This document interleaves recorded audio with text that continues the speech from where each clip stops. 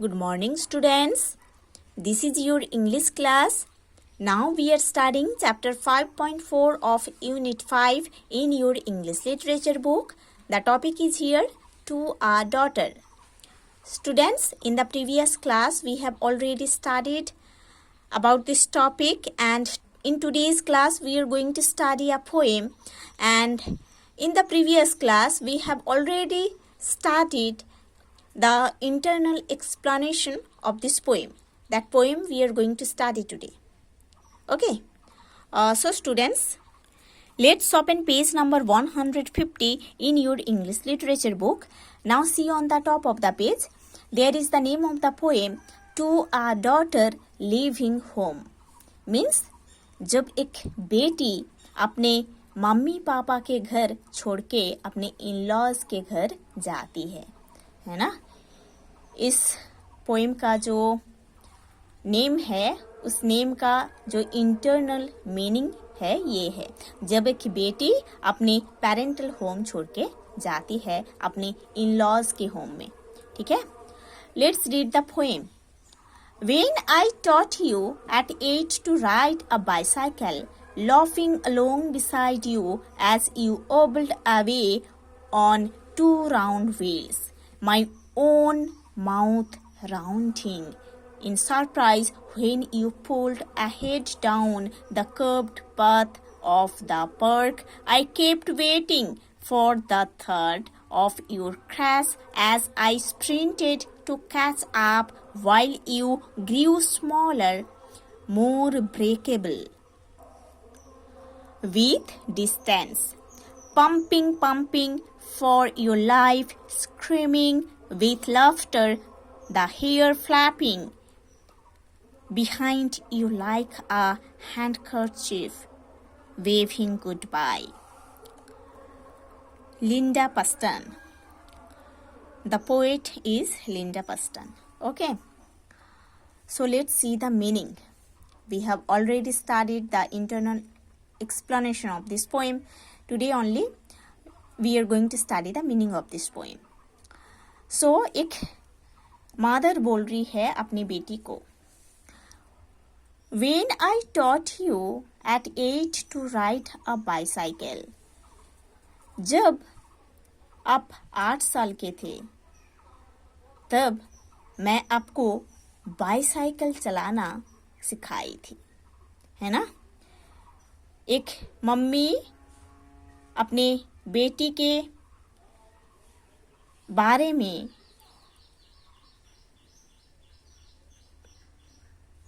कुछ इन्फॉर्मेशन दे रही थी, बेटी के बारे में बोल रही थी कि जब आप 8 साल के थे तब मैं आपको बाइसाइकिल चलाना सिखाए थे. Lopping along beside you as you hobbled away on 2 round wheels. Okay? Lopping means running with long steps. बड़े बड़े steps में रन करना होता है. Hobbled means moved from side to side in an unsteady way. Unsteady way में side to side, है ना, move करना होता है. आप जानते हो, जिन लोग बाइसाइकिल चलाते हो, कि जब किसी बच्चे पहले पहले बैलेंस नहीं कर पाते हैं ना साइकिल के ऊपर बैठ के, तब वो रोड में एक साइड से दूसरे साइड तक मूव करते रहते हैं, है ना, क्योंकि वो डिसबैलेंस्ड हो जाते हैं इसीलिए. तो मम्मी बोल रहे हैं, Laughing along beside you as you hobbled away on 2 round wheels. जब आप एक 2 round wheels के ऊपर बैठकर ओबल कर रहे थे, रोड के एक साइड से दूसरे साइड तक अनस्टेडीली मूव कर रहे थे क्योंकि आप साइकिल के ऊपर बैलेंस नहीं कर पा रहे थे, तब मैं आपके पीछे पीछे भागती थी, है ना, क्योंकि मैं आपको बाइसाइकिल चलाना सिखा रही थी उस टाइम. ओके. तो मम्मी ये बोल रही है कि जब आप पहले 8 साल में बाइसाइकिल चलाना सीख रहे थे, मैं आपको सिखा रही थी, तब आप साइकिल के ऊपर बैठकर बैलेंस नहीं कर पाते थे। पहले पहले इस 2 राउंड व्हील के ऊपर बैठकर आप बैलेंस नहीं कर पाते थे। अनस्टेडीली रोड के एक साइड से दूसरे साइड तक आप चले जाते थे, मूव करते रहते थे। ओके, और मैं आपके पीछे पीछे लंबे लंबे स्टेप्स में भागती रहती थी। ओके, क्योंकि इस डर में कि आप गिर ना जाओ। My own mouth rounding in surprise when you pulled ahead down the curved path of the park. Okay, pulled ahead means moved further forward in the front, है ना। सामने आगे बढ़ना होता है, सामने तरफ आगे बढ़ना होता है, ठीक है। और उस टाइम जब आप साइकिल के ऊपर बैठकर बैलेंस नहीं कर पा रहे थे, रोड के एक साइड से दूसरे साइड तक मूव कर रहे थे अनस्टेडीली, तब मैं हैरान हो गई थी। और जब आप रोड के सामने तरफ और भी आगे बढ़ रहे थे साइकिल लेकर, इस कंडीशंस में, ऐसे अनस्टेडी वे में हिलते हुए, तब मैं बहुत हैरान हो जाती थी। और जब आप सामने तरफ कर्व्ड पाथ में, है ना, पार्क साइड में जो कर्व्ड पाथ होता है, जब उस पाथ में आप सामने तरफ जाते थे ना साइकिल लेकर, तब मैं बहुत हैरान हो जाती थी, क्योंकि आप बैलेंस नहीं कर पाते थे पहले पहले, और रोड के एक साइड से दूसरे साइड तक अनस्टेडीली जाते थे।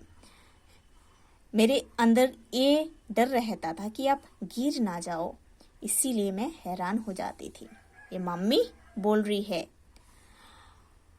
I kept waiting for the thud of your crash as I sprinted to catch up while you grew smaller, more breakable with distance. Okay? अच्छा, now see thud. The meaning of thud, sound like that a heavy object hitting something else. है ना, ऐसा एक sound जब एक heavy object किसी चीज में हिट करता है, उसका जो साउंड होता है उसको थर्ड बोल रहे हैं। Sprinted means ran over a short distance, very fast, है ना, वेरी फास्टली शॉर्ट डिस्टेंस में रन करना होता है। ओके, सो मम्मी बोल रही है आई केप्ट वेटिंग, मैं वेट करती रहती थी। किस चीज का? For the third of your crash as I sprinted to catch up while you grew smaller, more breakable with distance. मैं वेट करती रहती थी उस टाइम तक कि क्रैश मीन्स इधर गिरना, है ना, आप गिर जाओगे और उसका एक आवाज आएगा, है ना, आप गिर जाओगे, उसका एक आवाज आएगा, और मैं इस डर से आपके पीछे पीछे भगती रहती थी, आपको कैच अप करने के लिए, है ना। मेरा जो बेटी वो गिर ना जाए साइकिल से, उसको इंजरीज ना हो जाए गिरकर साइकिल से, तो इसीलिए मैं आपके पीछे पीछे बहुत फास्ट रन करती रहती थी। ओके, एंड आपको कैच करने के लिए मैं दौड़ती रहती थी आपके पीछे पीछे। जब किसी बच्ची साइकिल लेके बहुत डिस्टेंस तक चले जाते हैं ना, वो दिखने में स्मॉलर हो जाती है, छोटे दिखती है ना।